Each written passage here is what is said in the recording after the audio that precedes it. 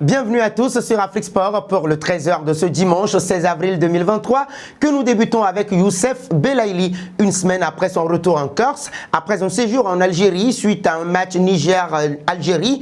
Youssef Belaïli a repris les entraînements collectifs depuis quelques jours mais n'est toujours pas convoqué pour jouer en championnat. Déjà absent dimanche dernier pour la réception d'Auxerre, l'international algérien n'est pas convoqué pour le déplacement des siens à Strasbourg. Le numéro 92 aurait eu un clash avec Olivier Pantaloni, son coach, lors du dernier entraînement. Atout majeur de son équipe jusque-là, l'AC Ajaccio, qui joue sa survie en Ligue 1 française, restait sur 5 défaites de suite avant de jouer avec Strasbourg ce dimanche. Un pas en Angleterre. Ici, Erling Haaland égale le record de Mohamed Salah pour le nombre de buts marqués en championnat de Premier League en une saison à 38 matchs. L'international égyptien, 87 sélections, 49 buts, avait réalisé cet exploit lors de l'exercice 2017-2018. Avec un ratio de plus d'un but par match, Hollande devrait aisément battre le record du pharaon alors qu'il reste 8 journées avant la tombée de rideau sur la Premier League. L'ancien phénomène du Borussia Dortmund a désormais dans son viseur Andy Cole et Alan Shearer, co-détenteurs du record de 34 buts respectivement lors des saisons 1993-1994 et 1994-1995 qui se disputaient sur 42 matchs. Mo Salah conserve toutefois plusieurs records à l'abri du buteur boulinique norvégien. En effet, l'ailier de Liverpool demeure à la fois meilleur buteur africain de l'histoire en Premier League, meilleur buteur africain de la Ligue des Champions, 48, meilleur buteur de Liverpool en Premier League ou encore meilleur buteur de Liverpool en Ligue des Champions, 42 buts. Nous voici arrivés à l'instant quiz avec 3 indices pour connaître notre joueur mystère du jour. Premier indice, je suis un attaquant de 21 ans évoluant en Premier League. Deuxième indice, j'ai quitté Ituano FC pour signer dans mon club actuel. Troisième indice, je possède également la nationalité italienne. Qui suis-je? Vos réponses sont attendues en commentaire. Nos félicitations à tous ceux qui ont répondu Hugh Minson lors de la dernière édition du 13h. C'était le joueur à trouver puisqu'il est un attaquant de 30 ans de la Premier League qui a joué pour Hambourg et Leverkusen. Il a fait un service militaire.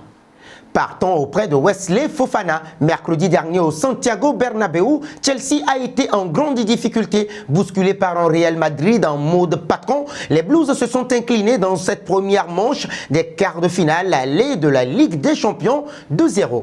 Malgré le score et la performance décevante des Londoniens ce soir-là, Wesley Fofana croit encore en la qualification. Ce dimanche, le défenseur français a même lancé un message fort au Real Madrid. Dans un entretien accordé à Téléfoot, Wesley Fofana a reconnu qu'il croyait encore en une qualification pour les demi-finales, voire plus. Chelsea l'a déjà fait. Après une saison compliquée, un nouveau coach qui arrive. Gagner la Ligue des Champions, ils l'ont fait en 2021. Donc je pense que c'est possible. C'est dans l'ADN du club, a d'abord expliqué l'ancien Stéphanois. Ce sera l'ambiance la plus folle de la saison. On l'a vu contre Dortmund. Je pense que ce sera encore plus fou contre le Real Madrid.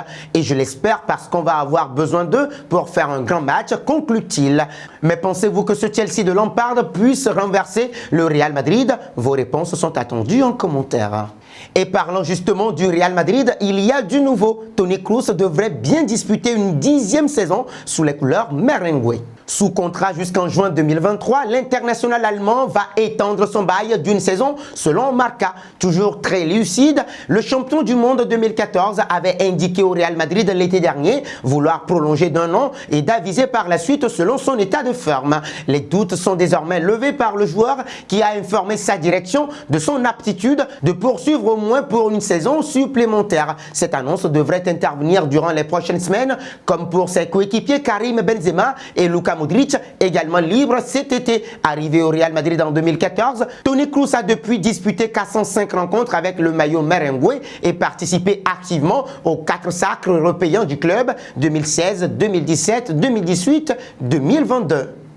Un bond au PSG. Si Kylian Mbappé répète que le Paris Saint-Germain ne tourne pas seulement autour de lui, cela ne se ressent pas forcément pour le grand public. Une nouvelle information révélée par l'équipe va dans ce sens. Selon le média sportif, Wilfried Mbappé, père du champion du monde 2018, a pris part samedi à une réunion au sujet d'un jeune U11 de l'association PSG. L'objectif était d'avoir des explications sur la non-sélection du jeune garçon à un tournoi U11. Une réunion qui a duré 1 heure. La présence l'absence de Wilfried Mbappé a un peu surpris les éducateurs. Pour rappel, le 6 avril dernier, l'attaquant de 24 ans avait allumé le club de la capitale dans un message cinglant après la diffusion d'une vidéo de la campagne de réabonnement. Terminons avec Nabil Djellit. Il s'est sans surprise exprimé sur la situation de Sadio Mané. Le journaliste a ainsi évoqué l'avenir du joueur sénégalais et a annoncé 2 destinations qui n'ont pas du tout plu à tout le monde. Sadio Mané doit quitter le Bayern. Je vois 2 destinations exotiques se positionner sur lui. Le PSG ou l'Arabie Saoudite, a-t-il tweeté au lendemain de la polémique née de l'altercation entre le Sénégalais et Leroy Sané. Toutefois, certains supporters n'ont pas apprécié qu'il envoie déjà l'attaquant sénégalais en Arabie Saoudite, alors que ce dernier peut encore faire des merveilles en Europe. Il est vrai que Sadio Mané intéresse davantage les grands clubs européens que ceux d'autres contrées exotiques. Selon Adiante Secreto sur Twitter, le FC Barcelone, le Real Madrid, le PSG et les grands clubs de Premier League observent attentivement le dossier Sadio Mané. S'il y a une opportunité, on imagine donc qu'ils essayeront de se renseigner auprès des représentants du Sénégalais. Et nous arrivons au terme de cette édition que nous bouclons avec la question du jour. Pensez-vous que le PSG soit un bon club pour Sadio Mané? Vos réponses sont attendues en commentaire. Mais en attendant, n'hésitez surtout pas de vous abonner sur Afrique Sport et d'actionner la cloche de notification pour ne rien manquer du football continental et international.